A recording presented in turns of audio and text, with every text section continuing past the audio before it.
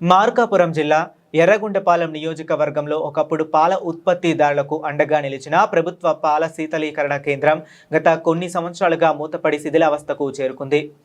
నిర్వహణ లోపాలు, పాల సేకరణ తగ్గడం, నిర్వహణ వ్యయాలు పెరగడం వంటి కారణాలతో కేంద్ర కార్యకలాపాలు నిలిచిపోయినట్లు తెలుస్తుంది.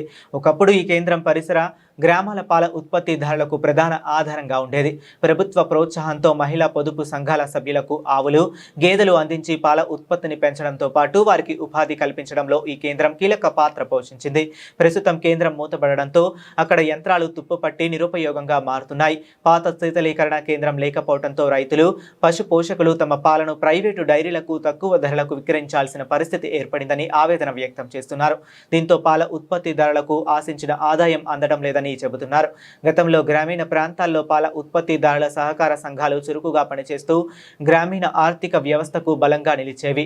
కాలక్రమేణా సహకార సంఘాల నిర్వహణలో రాజకీయ ప్రభావం పెరగడం, పరిపాలనా లోపాలు వంటి కారణాలతో వాటి కార్యకలాపాలు బలహీనపడినట్లు స్థానికులు అభిప్రాయపడుతున్నారు.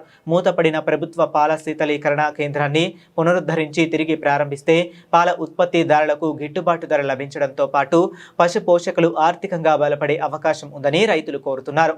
ప్రభుత్వం ఈ అంశంపై ప్రత్యేక దృష్టి సారించి పాల శీతలీకరణ కేంద్రాన్ని తిరిగి అందుబాటులోకి తీసుకురావాలని విజ్ఞప్తి చేస్తున్నారు.